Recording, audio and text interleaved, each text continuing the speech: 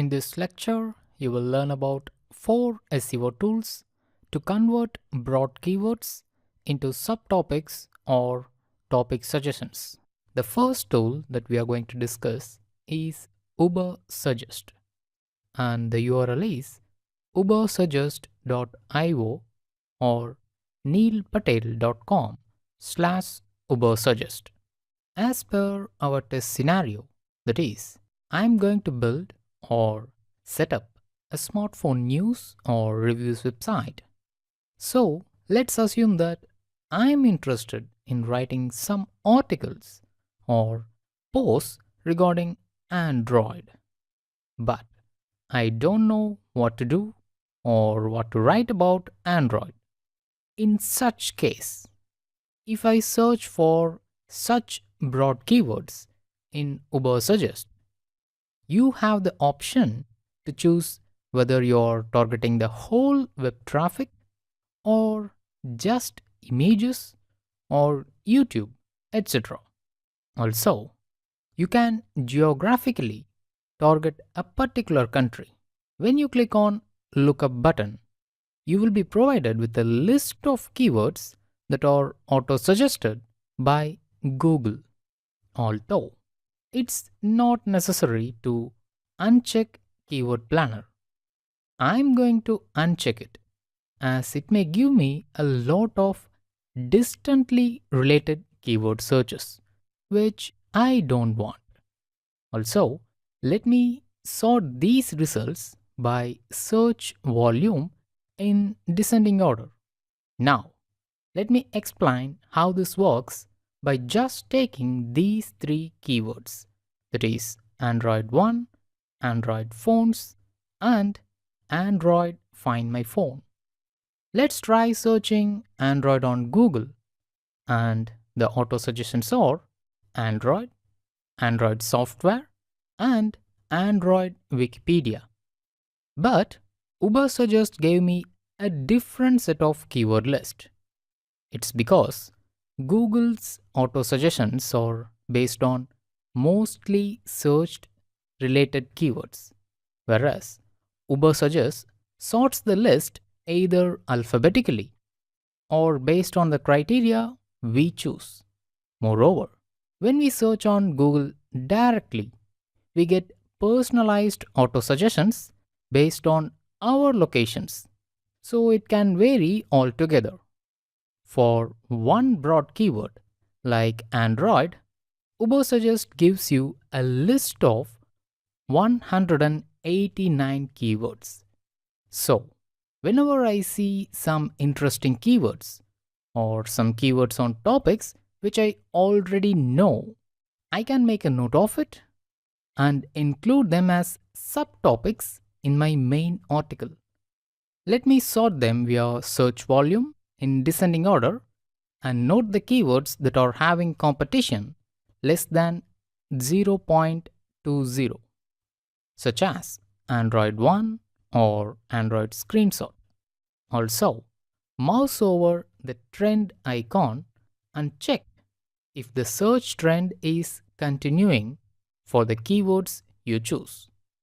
If the trend is dropping, like in case of Android Oreo, you should avoid picking such keywords. But don't take these competition numbers for their face value. Validate your shortlisted keywords again via Google Trends or Keyword Planner, because keywords like Android Reddit and even Android cannot have such a low competition values. The main purpose of this tool is to find Google auto suggestions, that is, related keywords or related terms to your main keywords.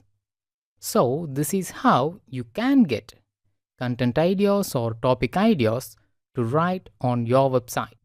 The second tool that we are going to see now is keywordtool.io. This tool gives you 708 keywords for the same term Android. I'm using the free version only. Also, targeting is same, that is google.com and United States. To know the search volume or cost per click, you need to buy the pro version. But to just get the keywords, free version is enough. To get a list of keywords, you can just copy all of them and paste in an Excel spreadsheet. You cannot export these keywords directly by using any of these copy all button. You just need to manually select them and paste to Microsoft Excel or any spreadsheet that you use.